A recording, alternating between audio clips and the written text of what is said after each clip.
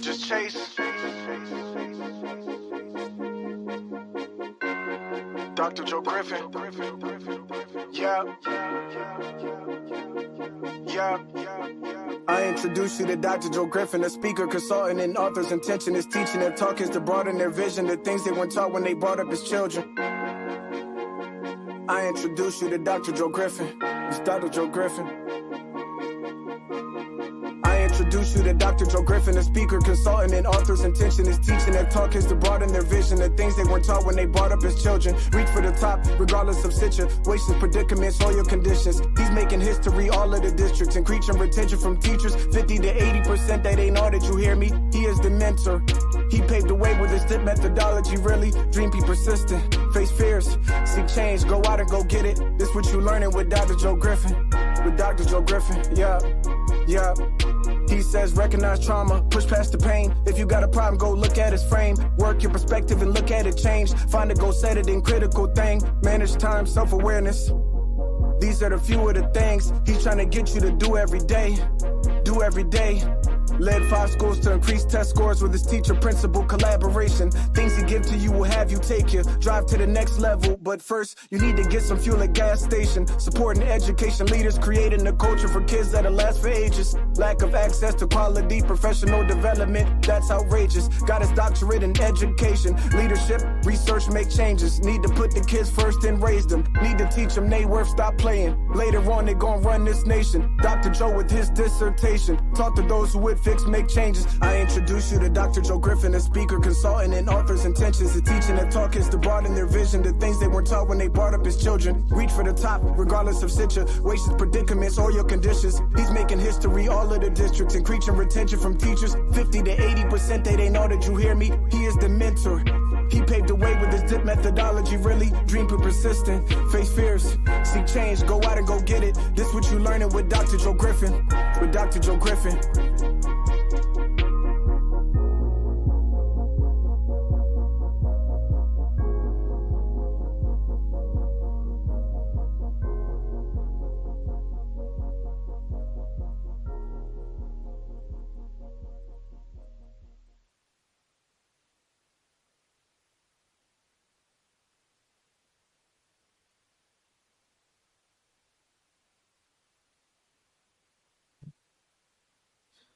Great day, leaders. Welcome to the Speaking Life into You Leadership live stream with Dr. Joe Griffin. I'm your host, where we talk educational trends, personal and professional growth, leadership dynamics, and we provide solutions to help you with school improvement, to help you create a culture of collaboration, as well as increase your leadership capacity. Let's go! It is indeed a pleasure.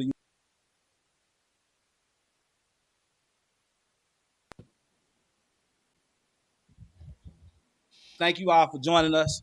Definitely appreciate you all. Definitely want to start with some affirmation, you all, because as educators, I know what you're going through. I know you need that constant uplift. I know you need to be always affirmed in what you're doing. So I know that you do more than your job as a teacher. So repeat after me. I do more than my job as an educator. I do more than my job. I do more than my job as an educator. I ask for help when I need it. There's going to be times when you need help, so I ask for help when I need it. Affirm that today, you all. Affirm that today. And I improve my quality of life as an educator. I improve my quality of life as an educator. You all, that's deep. Definitely get in the comments. You all tell us where you're coming in from, where you're calling in from, where you're zooming in from, or where you're live streaming to catch this live stream. We got a good show for you today. We're going to get deep in the game, deep in educational leadership practices for you. But first, I want to start with a quick story.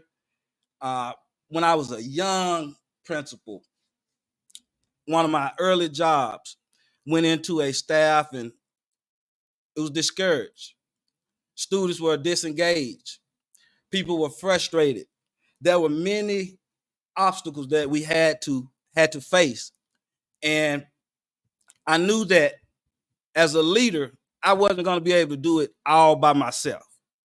I knew that from being a high performing student athlete, from being on leadership and being in leadership and on teams throughout.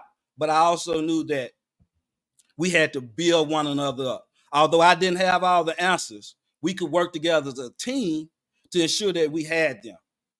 And there was this one particular veteran teacher who I had a conversation with.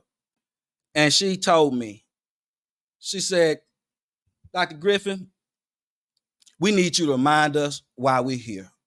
We need you to show us practices. And we've got to stop feeling like we're on an island. We've got to stop feeling like we're on an island. And I took that to heart. I knew that I had to build a culture of teams. I knew that I had to work with and through people. And it also was the beginning of my 3 pillars of leadership. And you'll hear a lot over the course of the year about instructional leadership, cultural leadership, and organizational leadership. And we're actually going to touch on a lot of those things today as well. But instructional leadership, that's your academic program. That's your high impact, your high yielding instructional practices, as well as how you go about deciphering it down from your administrators to your teachers and back and forth, because it has to be a team game. Teachers and principals have to work together to collaborate and ensure that the instructional leadership increases. The instructional capacity of teachers increases. And that means that student performance increases as well. And of course, cultural leadership. It's more than just about creating a positive environment. It's about putting people in situations to be successful over the long term. It's about constantly putting people together where we can collaborate and do more, be more effective, increase test scores, of course, but improve each other together. And that's the name of the game of cultural leadership. And of course, organizational leadership, it focuses on long-term effects. Those are your wellness initiatives. This is your strategic planning, your visioning. All those things go along with organizational leadership.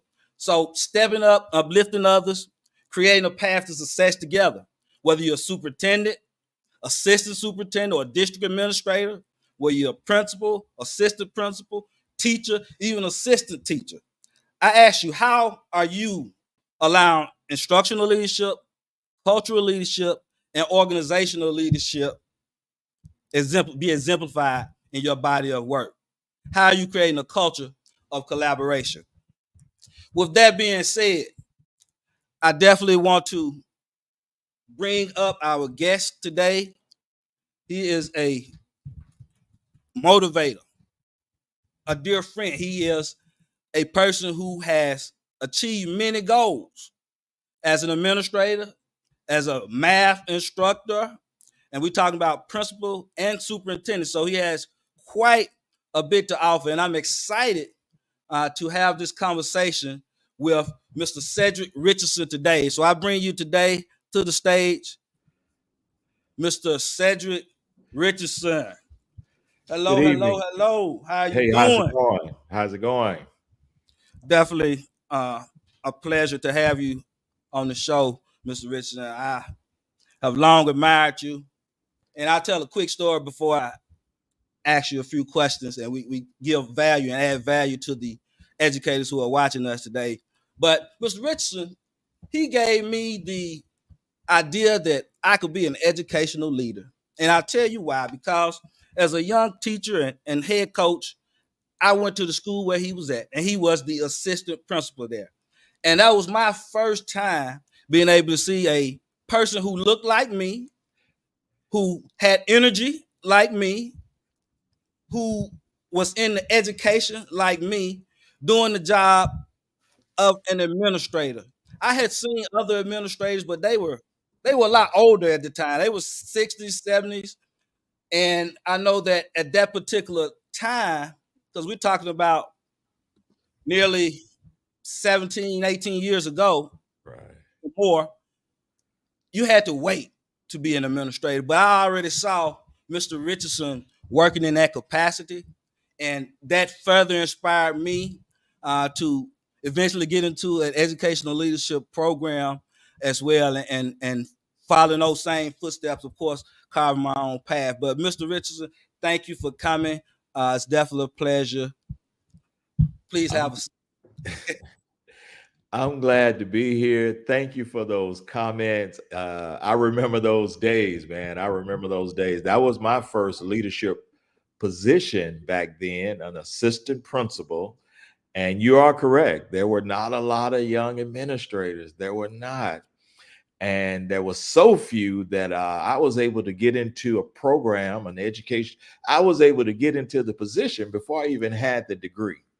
And I think part of that had to do with I had been in the military and kind of had a little more maturity and had some leadership training under my belt.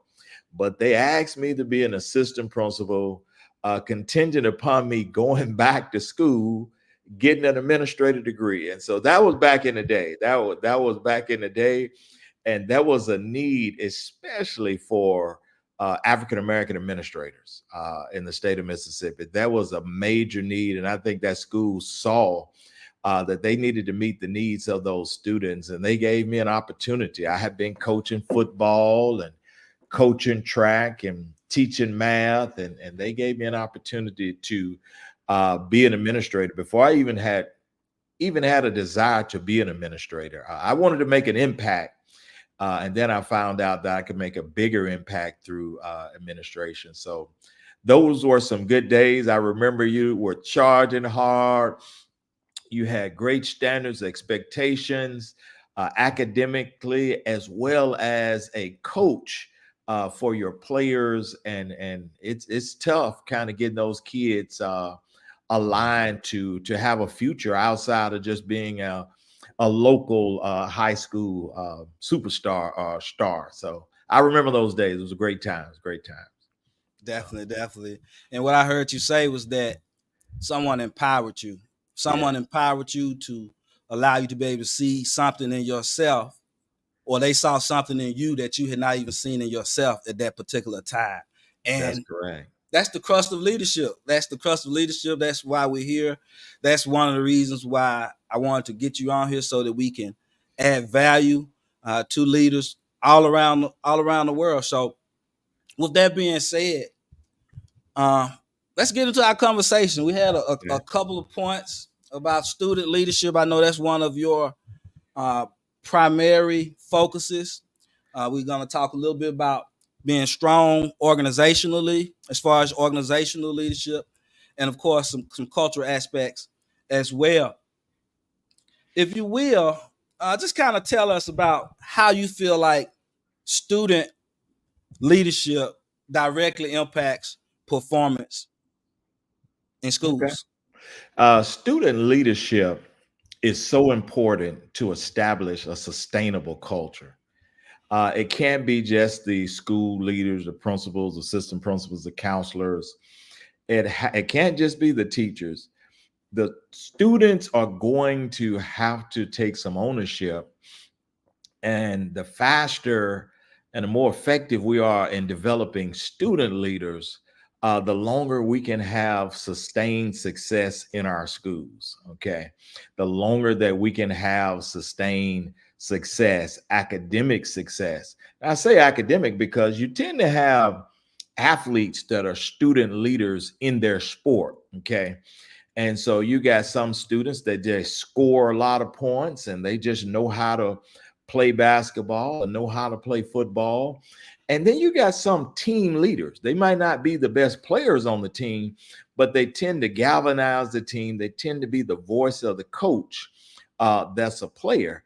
How do we get those same behaviors within our schools? And so when we can get those behaviors to really begin to see those behaviors in our schools, then we can see that culture even in challenging situations. If we can get those cultures to begin to turn into the right direction, we can have schools that are utopias even in challenging high poverty communities. That school can still be the beacon of light that gives hope for the students as well as the community that a future is in their midst. And so it is important that we develop student leaders. So what does that look like? We tend to see it sometimes it can be disjointed. Okay, you have student council. Okay, and so they tend to meet with the principals and they tend to talk about so let's say a high school, what we're going to do for homecoming and different pep rallies or different types of functions. You see them in middle schools and other schools. They tend to be more student ambassadors representing the classroom. And really, if visitors come in, basically showing the visitors the day-to-day operations of the class, showing them what the standards are, what the objective is. And so how do we bring it together to affect the overall culture? How do we bring these individuals together? How do we galvanize the student leadership? One of the things I found was if some of the leaders are not student leaders are not going to be your highest academic achievers, but they actually play a major role in the culture of the school.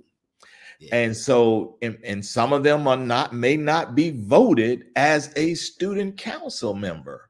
And so how do we plug them in and get their input? They may not be the most popular, but they actually can be the most influential. And I like to say the more the merrier. The more the merrier. We don't want to just have the student council. We want to have classroom ambassadors, but we also want to have students collaborating on how to improve the cultures in school. And so we want them to be able to be a part. We want their input. We want their input. Assistant principals tend to get bogged down in if they don't watch out, the books. Back in the day, called it the books, the butts, and the buses. They lunchroom duty, cafeteria duty, discipline, detention hall, and all those in-school suspensions and all of those. And they tend to kind of not be able to pull them together. But if we set out a plan, gather data from students, and just do student surveys to find out who are our peer leaders.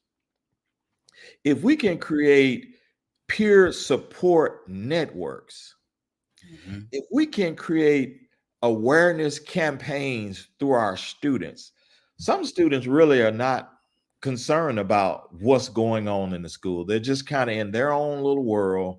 How do we bring those in? It's easier when it comes from other students.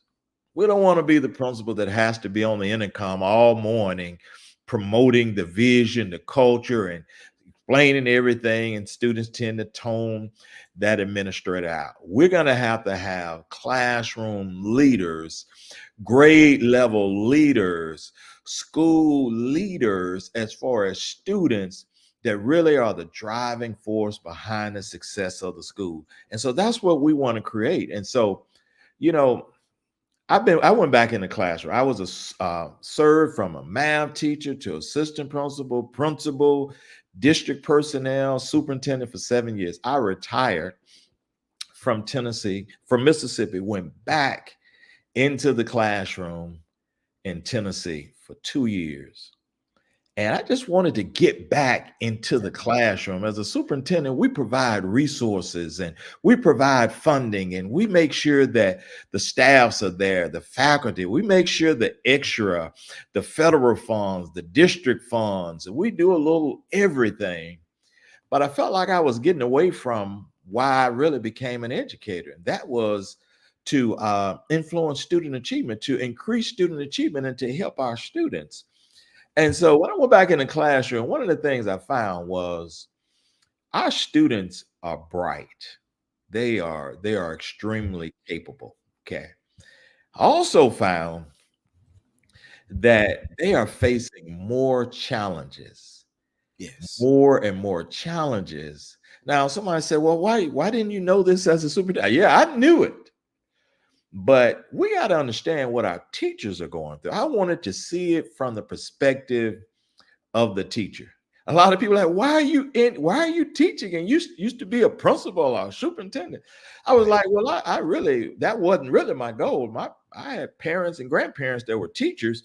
I just kept getting promoted. And so I thank God for that. But I really came into this business to be a teacher. Right. And at the end of the day, it is about students, it's about teachers, and it's about parents. We can get those groups together. It doesn't matter where the school is. It doesn't matter what the situation looks like. We can really cause change in a positive way that's sustainable. And so we want, and so we create those environments that are sustainable, high academic expectations and achievements. To do that, everybody has to be on board. So I kind of went on with that, but I just want to make sure that we understand the importance of student leadership, even peer-led workshops. Okay, where students conduct the workshops. Students are working with other students and really not just being so leadership-led, building leadership or teacher-led. We have some amazing students. We have amazing students that are in our schools, and we need to go ahead and empower them while we got them. Some will buy into it. Some will like, hey, I don't want that. But those others can influence them to at least be a part of what we're trying to accomplish in schools. So Definitely. And I heard you say that student to student leadership is so important in building up your school culture because it gives that peer interaction. Kind of like for your adults, you want to do peer observations and things of that nature so they can look at each other and talk about what's going on. Same thing with your students. You want to create an environment where they can talk about creating a better environment for themselves, which is ultimately the school. And I also heard you say building capacity because it doesn't matter how smart you may think you are. It doesn't matter how many awards you have, how many degrees you have, or in a student case, what your GPA is, or what have you. It's that ability to want to grow, to be able to add capacity to yourself that allows us to ultimately be our best selves and to continue to develop. So I definitely appreciate that wonderful information, Mr. Richardson. And I heard you talk about you actually got into some of the strategies, and I heard you say student led. Did you say student led conferences? Was that one of them? Student led workshops, Workshops, peer support networks. Our children are going through a lot of social emotional challenges, and we're going to have to really we're hiring in all of our schools all across the nation. We're hiring more counselors, we're hiring more social workers. We need to make sure we're making sure our children are learning how to interact with one another. We want to reduce the bullying and have better collaboration with our children. But we're learning that they can really support when children feel love from their peers as well as their teachers and the staff, then they can do some amazing things. But when they don't feel that, then there's a lot of challenges. There are a lot of challenges that the child may just shut down, and we don't want that. We want to make sure children are learning and they feel like they can go to school and learn and get a quality education. Love it. And I just heard you mention taking ownership of your learning as well as data. Right. And one of the key strategies that I like as an administrator to be able to emphasize the data to students is data talks. And I believe that the data talks should occur during that first couple of months of the school year. But here's the kicker. Here's the catch. You've got to schedule that follow-up in that third 9 weeks after you come back from January, because collaboration is not a one-time event. It happens over and over again. So if you set that initial data talk and you have it, I feel like you've got to go ahead right then and schedule that next data talk so that the students will be looking for it. So you want to further empower them. Right. And I heard you mention social emotional learning. I was going to ask you, What role does that play in developing strong student leaders? That social emotional learning is such an important key. We first need to build the self-awareness in the child and the student to make sure they understand they're developing individually their strengths as well as their weaknesses. And so you tend to have problems in schools when everybody is tend to following the wrong leadership, the wrong student leadership. So if we can build some self-awareness in our scholars, that will impact their decision making, and so they can begin to make those independent decisions and not just go along with what others are saying. I also believe that that social emotional learning, it enhances the relationship skills that our scholars need. We need to make sure, you tend to, back in the day, you got in groups, and sometimes the smarter student did all the work in the group, and the rest of them were wanting the grades, and just making sure that those groups are developing, and everybody in the group has a role, everybody has a part, nobody has to do the same thing, nobody is doing all the work, and developing those relationship skills, and just promoting responsible decision making. Another part of social emotional learning is, and this is the big one, this is one I would say, managing our emotions, Yeah. managing scholars, managing their emotions. You have in challenging situations, if students or scholars are not strong or not equipped to manage their emotions, you got a lot of things that can happen. You got a lot of things that can happen, and that's where our counselors, our social workers, our support staff, it's important that we have strategies to really work with those small groups, individuals, to help them manage emotions. Not only managing emotions, and I would say this: if self-awareness and managing the emotions, the other part is fostering more compassion and empathy towards one another.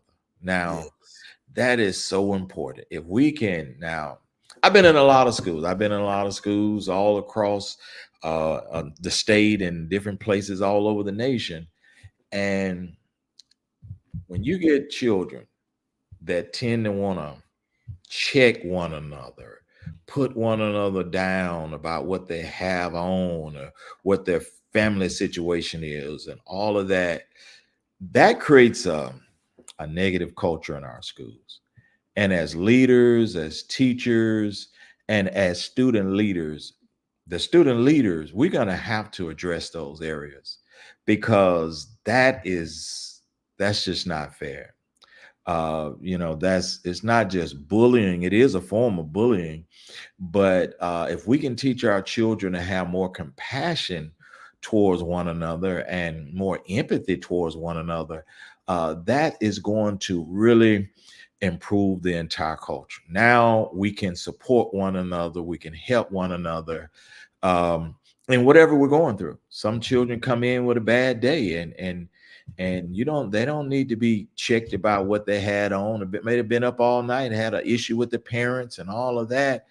And if we can teach children, hey, you're gonna have to be more sensitive. We're gonna have to be more sensitive to one another.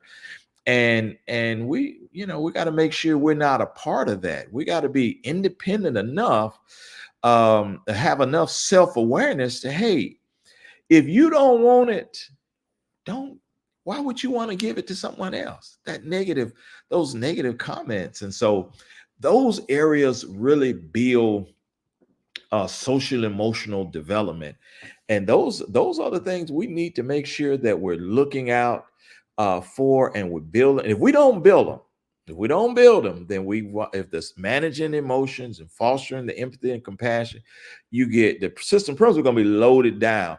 Well, this person is bullying, this person is this, and and so now it's just like convoluted. Instead of really creating that culture, is now a lot of accusing of a lot of things, instead of going beyond that and having more compassion and empathy and controlling our emotions, being more responsible in our decision making and our relationship building, if we can improve in those areas just for students, I tell you, it makes a pleasurable place for teachers to teach.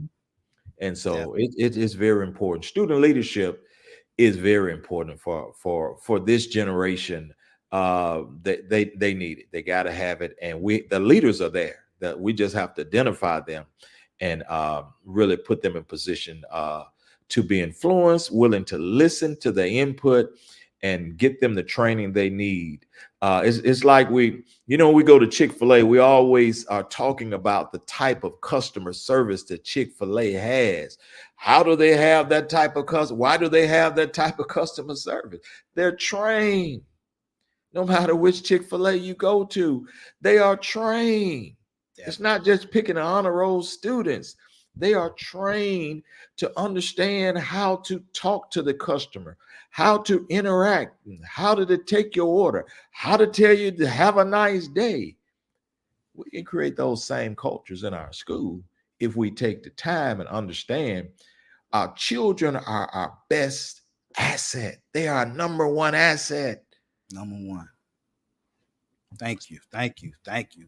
And for those of you out there listening, whether you live or whether you're catching the recording, checking, that's playing the dozens. That's talking about each other, calling each other names. So that's what kids do. They call it checking. So for that, I want to definitely give that definition, that explanation, so you keep up with our conversation here. Also, Mr. Richardson just gave a great rundown of the 5 SEL competencies. If you don't know, he talked about self-management. He talked about self-awareness, social awareness, responsible decision-making, and making healthy decisions. So all those things are and relationship building. All those are the SEL competencies. So thank you for bringing that to light, Mr. Richardson. As we move from our student leadership portion of the conversation, we kind of go into organizational leadership and talk a little bit about organizational leadership at the top of the broadcast. But what do you feel like are some strong factors to create a great organizational leadership portion of your program? There are a lot of facets to strong organizational leadership. We can talk about some of the key characteristics as visionary leadership, just integrity, ethical conduct, effective communication, decision-making abilities, and then as organizational leadership, having that empathy and that emotional intelligence to really understand every school is different. You have to be able to go in and make sure you meet the needs of the school that you are working in, not what somebody else is doing. We can copy, but we have to tailor whatever we do to the schools that we work in. One of the things I believe that's very important on organizational leadership is not to reinvent the wheel, not to reinvent the wheel. The district leadership, the school level leadership needs to be on the same sheet of music. We need to be aligned, make sure whatever our visions are, whatever our goals are, whatever our core values are, that we are united and not creating a lot of different organizational leadership goals and visions and expectations and standards. So we want to make sure all of those are aligned from the district level to the school level, making sure parents are aware and making sure that effective. Now that's going to take a lot of effective communication. It's going to take a lot of effective communication. I remember when I went in as a principal my first year, I had a lot of ideas how I thought a school should run, but I knew I need to make sure whatever my superintendent, whatever the leadership is asking, I need to make sure I'm doing what they are asking. So I made sure that I was very clear on what they asked, and they allowed me to run my school. They allowed me, my superintendent allowed me to run my school, and she supported me and I supported her vision. and I was able to tailor it to our children, and we were able to have a lot of success. But the expectation, there has to be an strong academic expectation. There has to be. And the other thing, and so one of the things I would say about the school I worked in, my first principalship, um, the school had never been higher than a D rating. And so I go in, and I went in before I was hired, and I did some observations to see what was going on. And I found out that there was not a lot of integrity in what was supposed to be going on and what was on paper. Okay. And so then we had to make sure that what we're saying supposed to do, we have to make sure we're doing it. Okay. It's about children. And if these strategies are research-based strategies, and we don't want to do what happened when I was a child, or what I saw at another school, we need to make sure that there's some integrity in what's going on within our school. We can't just, if everybody's doing their own thing, that's a recipe for failure. That's when it comes to organizational leadership, that's a recipe for failure. And so we want to make sure that integrity is taking place in the classrooms, in the schools, in the hallways, in everything we do, in testing, in everything we do. And then we have to make sure those reward systems are there when our teachers, our staff, our students, when they're doing what we're asking them to do and they're taking ownership. We got to celebrate. We have to celebrate it and make it a part of that culture, and that they know, that is there. I would say probably about my third year, students, when the ninth graders came in, the juniors and the seniors already, Mr. Richardson he's not going to accept that. They were like, Mr. Richardson, you're going to have to go down there. That. And so that was like, it felt great to realize that there was a culture of expectation, and the seniors would talk to the freshmen and the sophomore, especially the freshmen. It took them a minute to get acclimated, but they knew what the expectations were. They knew that they had ownership, and they would try to talk to their classmates. And if that didn't work, they said, Mr. Rich, you're gonna have to deal with them. And so we had a lot. I was a great experience for me. I promise you, that was a great experience. But the organizational leadership was so important. And today, I still talk to my superintendent. She was very supportive of me. And I tried to do what was asked, but at the same time, I had to run the school. And so we had a great relationship where those things could take place. Again, you got to establish clear goals. You have to have open communication, providing opportunities for teamwork, and recognizing, celebrating team achievements, and those PLCs that need to be taking place for those department leaders and those subjects, and making sure that the culture is a culture of collaboration, and that's what we believe. It has to be a culture of collaboration. Now, I'll say this: I drove a lot as a building leader. I was kind of a little old school and new school together. But as I've grown, as times have changed, you have to have a culture of collaboration. You have to have a culture of collaboration. And if it's not coming together, you have to figure out how it's going to come together. So that culture of collaboration has to be there, and that effective open communication to make sure that we're moving in the right direction. So Definitely. I actually term that as systemic collaboration in my newest book that'll be coming out next month. I have an entire chapter dedicated to the book is about teacher principal collaboration. Right. But that does not occur, as you just alluded to, without the superintendent, without the district administrators, without everyone that's a part of that system. So a culture of systemic collaboration. We talk about systemic racism and systemic this and systemic that, but systemic collaboration. That's definitely something that I feel like we should all be shooting for within our school districts. You just explained it basically what it is, but being able to collaborate from level to level across every aspect of the school, I feel like that's so important. So in moving with that, what about professional development and so forth? How does that play into the organizational leadership aspect for principals, superintendents, as well as teachers? Right. The professional development is so important. So we have to build teacher capacity. If we look, there's a shortage, teacher shortage all over America. And when you were talking about the systemic, say that, how did you say that again? Systemic collaboration. Systemic collaboration. Yeah. When you said Across the board. systemic collaboration, yeah. Okay. When you said systemic collaboration, it made me think about you.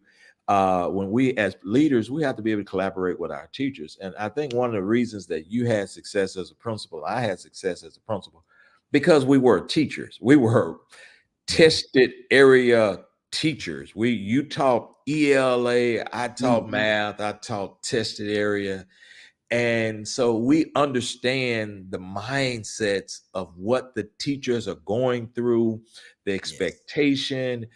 We understood what the growth mindset needed to be, and so those things are so important that as leaders, as school leaders, we want to make sure that as building leaders, that we're not just kind of being more of a leader. We have to be a teacher leader if we're going to really affect change in our schools. And so that professional development, those observations, the feedback, and it shouldn't be about trying to get rid of a teacher or trying to make them feel inferior. What we want to do is build them. It's not about that.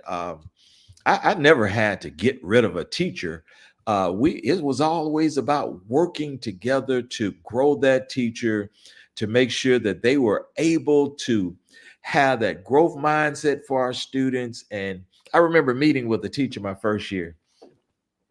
We had a math meeting, Algebra 1, and she had been teaching for about a month. And I said, well, so we had that data meeting.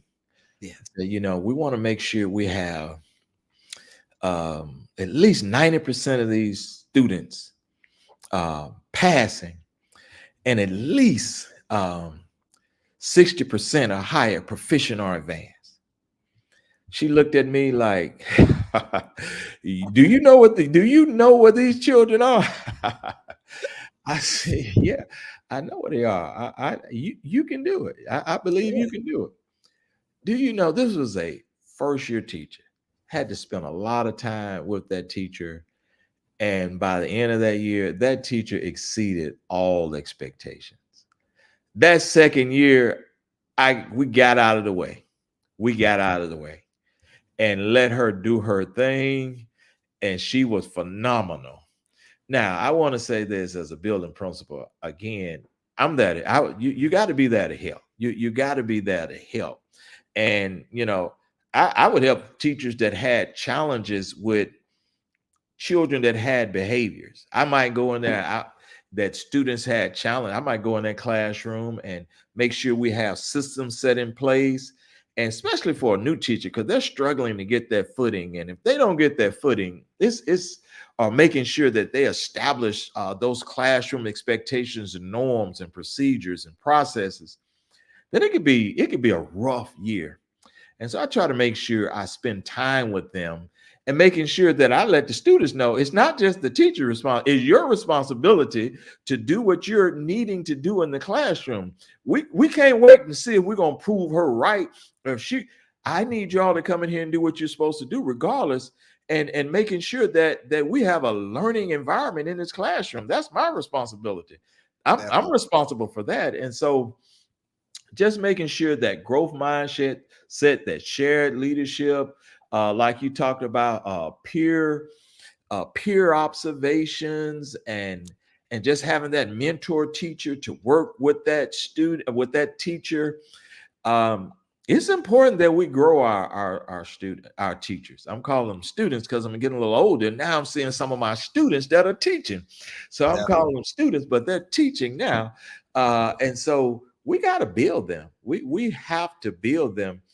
And that first couple of years, it's going to take a lot of times. That's why a lot of times I schedule parent meetings and all of those things that tend to pull at the principal.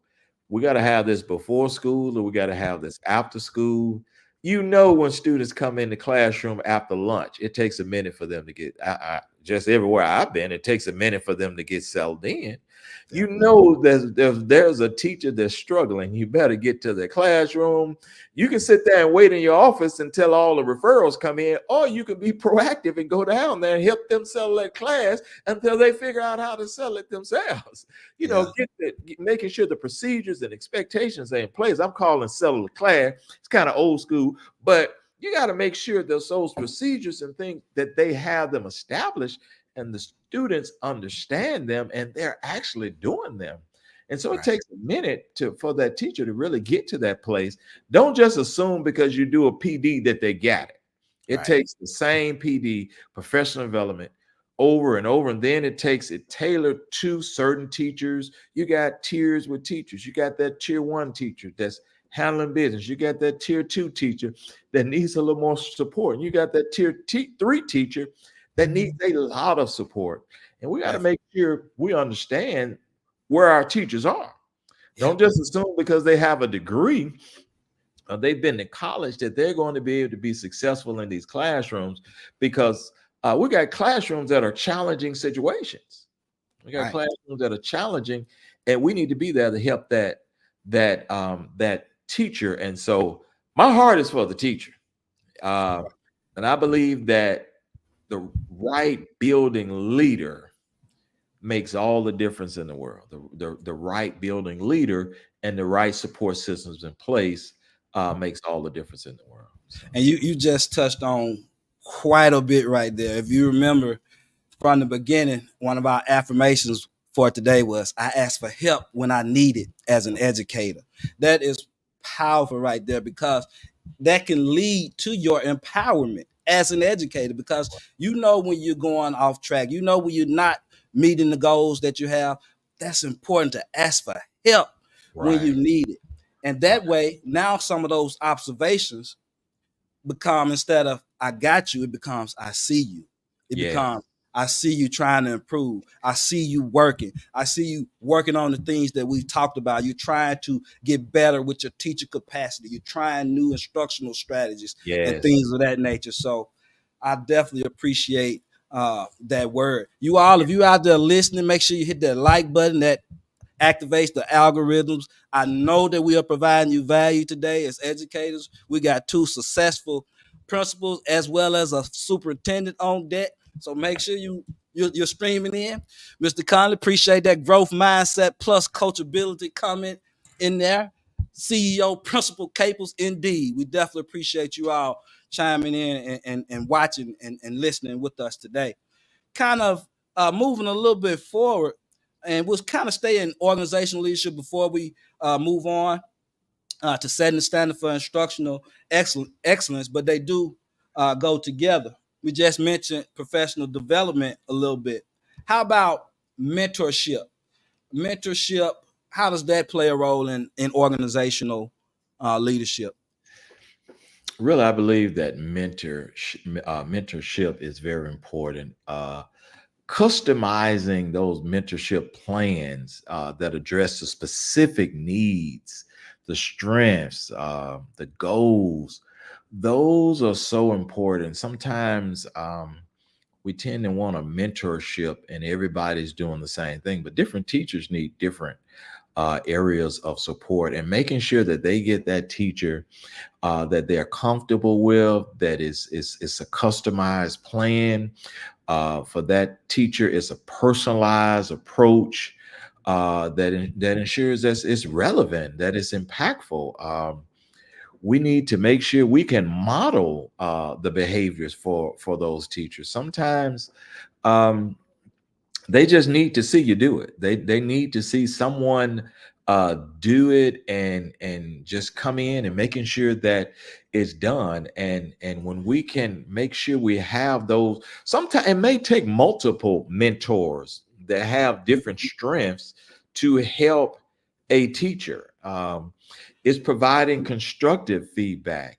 We have to understand we have to understand that in this generation, teachers have to have a work home balance. Okay. If they're going to be successful, you can't just be so bogged down that they're worn out by the time they get home. So they need that mentor to really kind of help them create a plan that they can be effective in the classroom, as well as have that work home balance in their lives. If we want, if we want to make sure that we don't have so much teacher turnover or burnout with our teachers, and so and even encouraging reflective practices, encouraging those reflective practices. Um, the teaching is you evolve as a teacher. You evolve as a teacher. It's nobody that comes in and that's perfect. Every year you get different students. Every class can be different, and so we evolve as teachers. And so making sure that teachers have that mentor that is not a mentor that's so bogged down that they can't really have that personalized approach. So we want to make sure that those teachers do have mentors. Sometimes there have been funds that would federal funds or district funds that would pay for teacher mentors in our class for in our schools, but sometimes it's not there, and we have to find creative ways to make sure teachers do have mentors. Yeah, awesome. I actually gave 3 free ways in episode 1. So you all please make sure you go back and watch that. I went a little bit in depth about administrator and training program. I talked about a teacher leader group as well as a mentee group that will cover all of your teachers in your organization, but allows them to be in a group that allows them to continue to grow as well as continue to collaborate. So as we go to our last portion, we talked about my favorite, instructional leadership and in maintaining high standards for instructional quality in school. What can school leaders do to ensure that they're setting a standard of excellence for instruction in their schools? Wow. So the number one thing is we have to follow our state standards. Number one, we have to make sure when it comes to instructional leadership that we're following our state standards, our state and district standards. We have to make sure that our teachers are using research-based best practices. We have to make sure that our professional development is enhancing that leadership growth. We have to make sure that the things that we're doing for our teachers are going to produce results with our students. I always believe this. The first thing for a new teacher, they need to make sure that they have the curriculum, they have the resources, they have the state standards, and that their instruction is going to be aligned to state standards or higher. I like to say state standards are higher because we don't want to, sometimes we do have the scaffold instruction, but we want to make sure our end goal is a minimum of the state standards. And we want to make sure the goal setting is there for our teachers, that is a part of what we're trying to accomplish. We have to begin to set those goals. We got to make sure that we're conducting regular assessments. We got to make sure that we're conducting regular assessments. Again, I talked about it earlier, but we have to balance support with accountability. We want to make sure the support is there for our teachers, but we want to make sure that end goal is being achieved, that we're working towards our end goal. Now, one of the things I always say, we have to monitor and adjust. We have to monitor and adjust. You can't get in and think that what you have designed in the beginning, that you won't have to tweak it and adjust, because sometimes you do. You really one of the things about being an educator, change happens. And so you got to make sure that we monitor and adjust to achieve our goals. And so if you get to your first to the mid-year, or after the first benchmark assessment, and you're not meeting your goals, there's a certain amount of reteaching and certain amount of examining the questions that examining the test items and why they missed those test items, and what questions were missed most, and then making sure we reteach those, some differentiated groups, and all of these things are going to have to take place within our classrooms. And that's where our instructional coaches, that's where our school leaders are going to be so important, to make sure that instructional excellence is taking place. So now, what does it look like when we go in the classroom? I'm gonna go ahead and hit that. We can have all those resources. We can make sure they understand the plan. We can making sure that they're using, again, research-based practices, making sure that they have the elements of quality instruction, that they understand pedagogical practices. But what does it look like for us when we go into the classroom? Student engagement. Are the students engaged? Are the students engaged? That's going to tell us whether the fidelity is there. Do we see a rigorous academic content? Do we see it?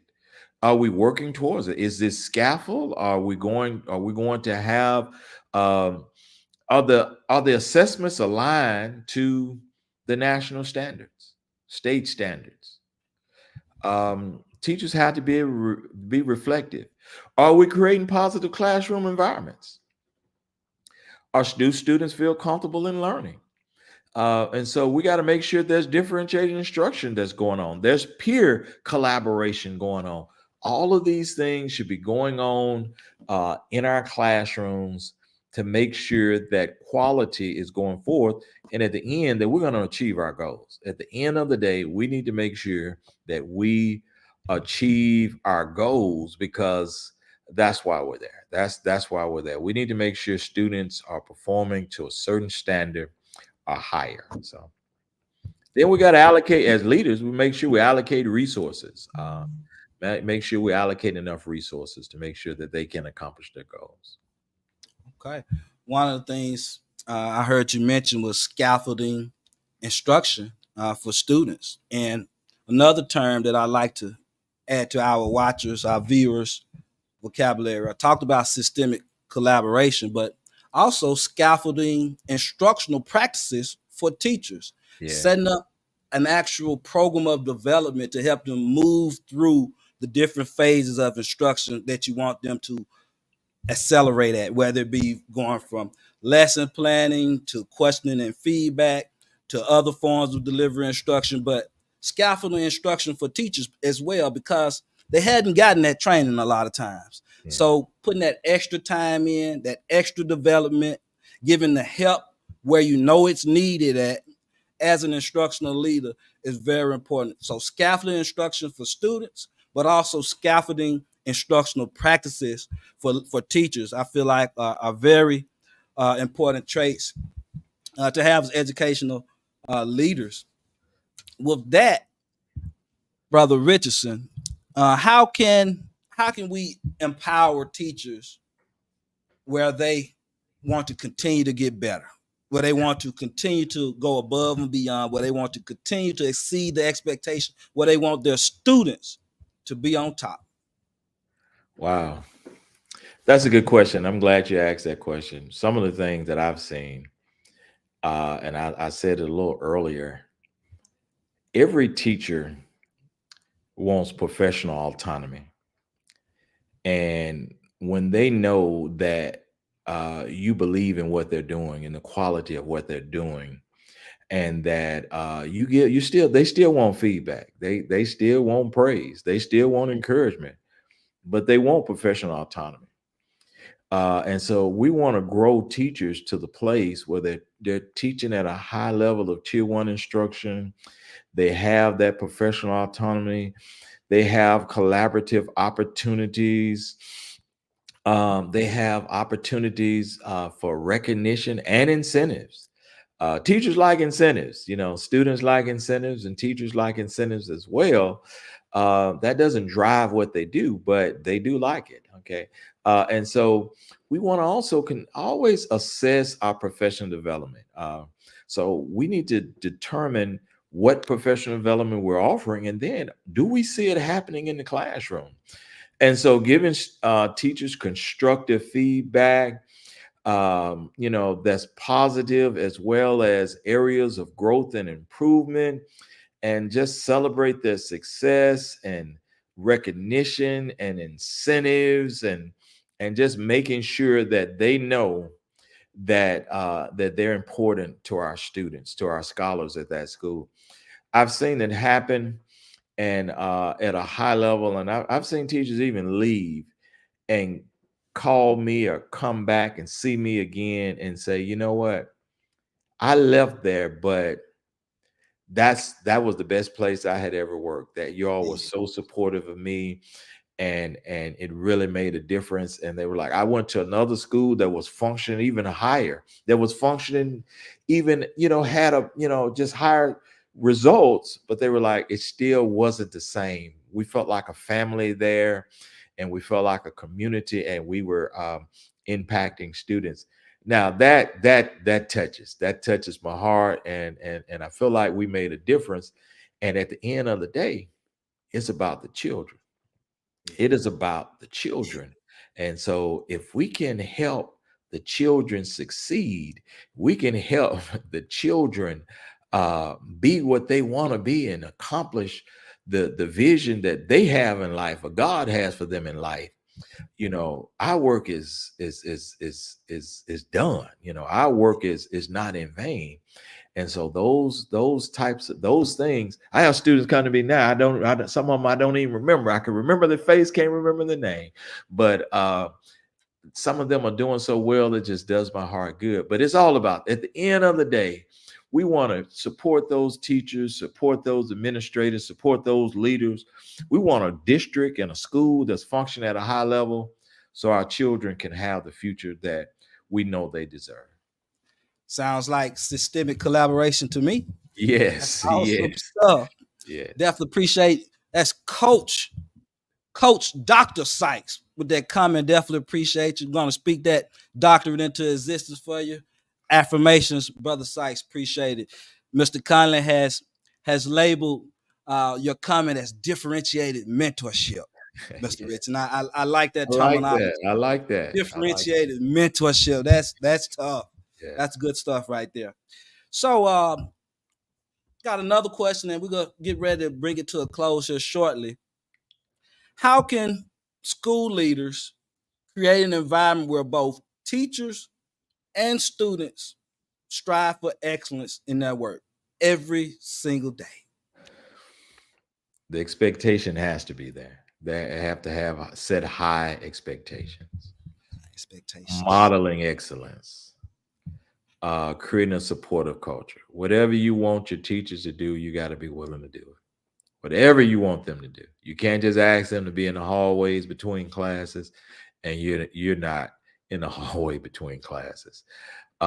We got to model what we want to see happening. We got to provide resources and support. Okay. We have to provide resources and support, and we got to be creative. Sometimes we might not have budgets, but we have to be creative in providing that resource, those resources and support. And we got to be encouraging, have a growth mindset. That growth mindset, you talk about teachers and students.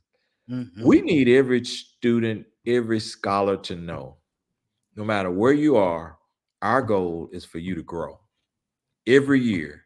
No matter what grade you're in, our goal is for you to grow. You may not be on the honor roll. You may not be the valedictorian. You may not have the highest average in your class, but we need you to grow. We need you to grow. And once they get comfortable in that growth mindset that I can do better, I can do better every year, then we're going to begin to see a child, a scholar take ownership of their learning. We're going to be able to see them take ownership of their learning.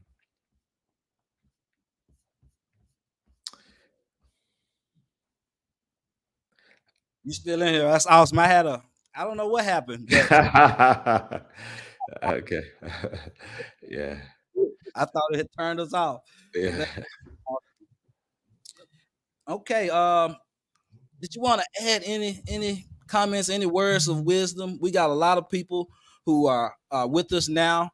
Thank you, Miss Hudson, for your comments as well. Please continue to join us weekly. We got people watching us. We've got young administrators, we got young teachers, we got experience, I'm sure, that are watching now, as well as that will watch the video, because this video will live forever.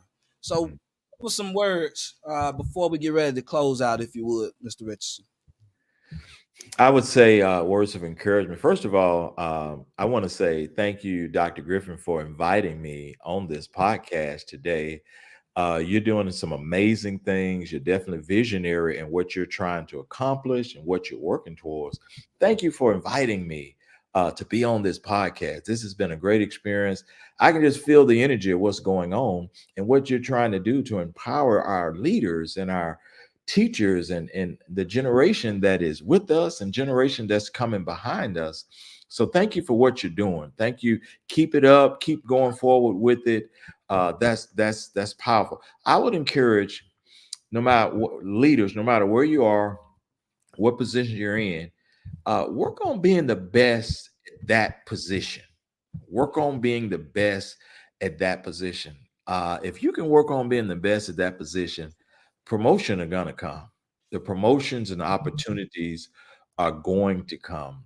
And just believe that I like that scripture that said, when you work and when you're laboring, do it unto God, because your success, God is going to make sure doors are opened up for your life. And so that's always been my mantra. Hey, do it for the children and do it to honor God. Sometimes there's tough decisions to be made, and I want to make sure it is it's about the children first. Okay. And then we want to make sure that we're honoring God in what we're doing. The opportunities, God would open up doors. I like to say that God will open up doors. Be the best you can where you are. Be the best you can where you are, and opportunities will come. And even if a door closed, another door will open. And I believe that. And I believe if our younger leaders understand that, don't rush to get to the top, because the higher you go, the more challenges you will face, whether you understand that or not. So enjoy where you are, be the best you can be, because one day you need to help the person that's going to be in your position. You need to know how to help them more effectively. Yes. Yeah. Empowerment. That's what leadership is. I just see coach clients, coach assistant principal, new administrator clients just chimed in. Definitely congratulations, and keep up that great work that you're doing, brother Jamon Clients. And with that, I want to get ready to close out, but we got to do our affirmations again, because they fit right in with everything that we said today. If you will, I do more than a job as an educator. I ask for help when I need it. I improve my quality of life as an educator. Make sure you're saying those to yourself, because those are affirmations. Continue to talk yourselves up. I want to thank again everyone for coming out. As we get ready to close, I do want to show you exactly uh, how my works line up with the instructional leadership, the cultural leadership, as well as the organizational leadership. And you'll notice that the educational leadership books, they're in the instructional leadership pillar. The cultural books, those are the SEL curriculum, as well as the guidebook. And then the integration of the arts falls in organizational leadership, because we always want to create a wellness atmosphere for our people. We want to continue to strategize and be strategic about putting them in situations to be successful. What are your key takeaways? If you all have some key takeaways, if you will, I'll take a moment to just let you put it in the chat, because I know we've added some value to somebody today, but we want to hear about it. If you give us a few of your key takeaways, I love to know some of them. Otherwise, you all, I want to also leave you with Mr. Richardson. Would you like to leave your information in case they want to get in contact with you? We know that you are educational leadership expert, also a math specialist. If someone watching this stream, whether it be live or recorded, if they wanted to contact you, whether it be for work, consulting work, speaking, whatever it is, how would they get in contact with you? Well, I have a consultant business called Increase Educational Services, and we offer consulting in leadership, mathematics. We offer consulting in a lot of areas that take place in our schools. And so I can leave a business card to make sure that if you want my number, the number is 662-288-9691. That's Cedric Richardson, Educational Consulting, Increase Educational Consulting. So 662-288-9691, 662-288-9691. That's Increase Educational Consulting. We want to make sure that your schools and your staff and your students and your community is improving to be all that it can be. So that's my number. If you need to reach out with me, give me a call, send me a text. I send you my email and my other contact information. Definitely appreciate it. And Principal CEO Caples, he said to model what you expect. Definitely one of the points that we wanted to get across today. Otherwise, I want to leave with my information as well. Again, you all, website as well as email address, phone number. Otherwise, you all stay inspired, be motivated, and get ready to dip into your preferred future. Always increase performance, create levels, create a culture of collaboration. Thank you all for joining the Speaking Into You Leadership live stream. Have a great day. All right.